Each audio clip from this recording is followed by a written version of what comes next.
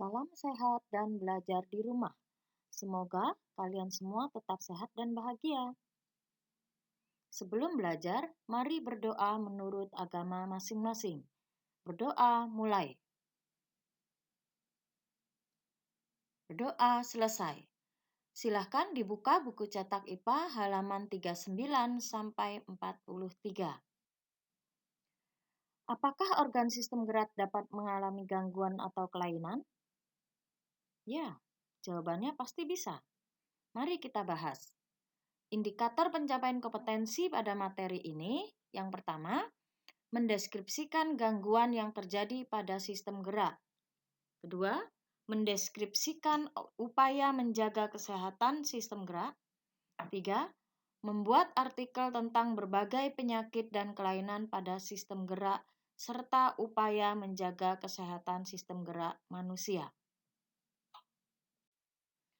Gangguan dan kelainan pada organ sistem gerak diantaranya adalah: pertama, osteoporosis.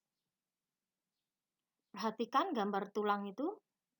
Pada tulang normal, struktur tulangnya padat, sedangkan pada penderita osteoporosis, struktur tulangnya berongga, artinya tidak padat. Nah, osteoporosis disebabkan kekurangan unsur kalsium dalam tulangnya. Yang kedua, rickettsia atau rakitis. Biasanya anak yang menderita rickettsia atau rakitis, tulang kakinya akan berbentuk X atau O. Ini terjadi akibat kekurangan vitamin D. Ada sumber lain menyatakan itu juga bisa disebabkan oleh obesitas. C. Artritis. Akan tampak seperti itu jika terjadi pada tangan, benjolan-benjolan muncul pada sendi. Akan tampak seperti itu jika pada kaki. Perhatikan sendi-sendinya juga mengalami benjolan. Ini terjadi akibat asam urat yang tertimbun di sendi. D. Fraktura. Fraktura adalah patah tulang. Jenis-jenisnya seperti pada gambar, dibagi menjadi dua, patah tulang tertutup dan patah tulang terbuka. Patah tulang terbuka itu terjadi jika tulang yang patah itu sampai muncul ke permukaan kulit. Disebabkan oleh kecelakaan atau kurang hati-hati dalam aktivitas sehari-hari. Nah, kebanyakan kecelakaan, sehingga kita perlu berhati-hati saat mengendarai kendaraan. Kelainan tulang bisa juga diakibatkan kebiasaan yang kurang baik atau akibat penyakit tertentu, misalnya TBC tulang dan lain-lain. Nah, akan tampak seperti pada gambar. Jika normal, tulang belakangnya akan berbentuk seperti itu, tegap saat berdiri tegap. Sedangkan pada penderita kifosis, tulang punggungnya itu akan terlihat menonjol keluar. Pada lordosis, itu tulang belakang bagian pinggang atau bagian pinggulnya itu akan terlihat ke dalam. Lalu yang skoliosis, tulang punggungnya itu akan berbentuk seperti huruf S. Kebiasaan yang kurang baik itu diantaranya duduk dengan posisi miring atau bongkok. Lalu membawa beban selalu pada salah satu tangan. Kemudian membawa tas punggung dengan posisi yang tetap. Kelainan pada otot. Diantaranya adalah distrofi otot, merupakan salah satu bentuk kelainan otot yang disebabkan oleh kelainan genetik yang diturunkan. Artinya dalam riwayat keluarga ada yang menderita penyakit itu, maka diturunkan pada keturunan berikutnya, anak atau kemudian cucunya. Nah, akan tampak seperti pada gambar itu. Jadi perkembangan ototnya itu tidak normal sesuai dengan usia. Lalu yang kedua, atrofi otot adalah kondisi di mana terjadi penurunan massa otot. Hal ini biasanya akibat dari cedera atau adanya suatu penyakit, sehingga bagian tubuh tertentu tidak digerakkan dalam jangka waktu yang cukup lama, sehingga ukuran otot tidak sesuai dengan usia. Ya, contoh gambarnya itu ya. Tapi juga bisa diderita oleh orang yang mengalami kelumpuhan bagian tubuh. Nah, lama-kelamaan ototnya itu akan berkurang masanya.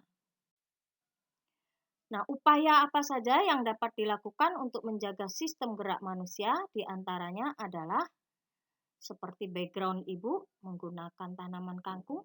Ya. Jadi kandungan kalsium itu ada dalam asupan makanan. Contohnya adalah susu, lalu kangkung, ini yang murah meriah ya, ikan salmon, kedelai dan olahannya, maksudnya misalnya susu kedelai, tempe, tahu, ya. Lalu brokoli, kacang almond, nah itu makanan yang kandungan kalsiumnya tinggi. Ya.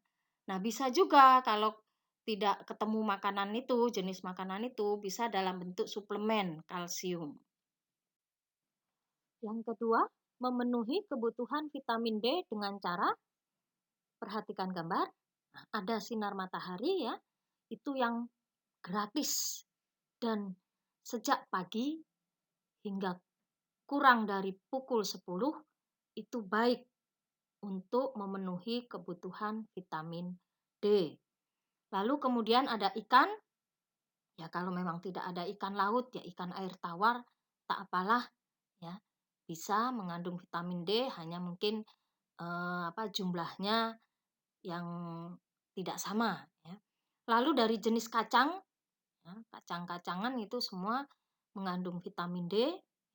Lalu kemudian keju, kemudian margarin, ya, lalu kemudian susu. Yang ketiga, melakukan aktivitas fisik seperti berolahraga. Itu macam-macamnya di antaranya. Mungkin jenis olahraga lain banyak ya. Nah, pilihlah yang memungkinkan bagi kalian untuk dilakukan setiap hari. Ya. Paling tidak 30 menit setiap hari rutin dilakukan. Itu yang akan membantu mengupayakan kesehatan sistem gerak kita. Lalu yang keempat, melakukan sikap duduk dan sikap tidur yang benar agar tulang belakang tetap lurus. Nah, contoh sikap duduk yang baik, perhatikan gambar itu. Ya. Sedangkan sikap tidur yang benar itu sebenarnya terlentang dengan posisi lurus bagian tubuh. Ya. Nah, ini tadi karena tujuannya supaya tulang belakang tetap lurus.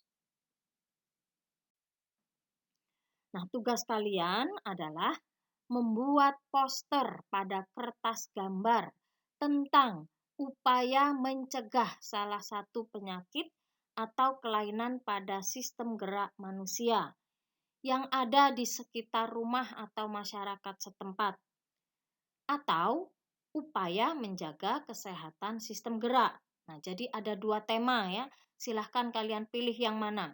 Apakah kalian mau melihat dulu di sekitar rumah kalian atau masyarakat setempat ada yang menderita penyakit atau kelainan sistem gerak, lalu kemudian kalian buat posternya upaya mencegah penyakit itu, ya. Atau kalian mau membuat upaya menjaga kesehatan sistem gerak, ini secara umum. Ya, jadi buatlah dalam bentuk poster dengan kata-kata dan kalimat yang kalian buat sendiri, gambar juga. Ya, jadi silahkan kalian gambar, buat kata-katanya, usahakan kata-kata dari kalian sendiri susun dengan baik ya.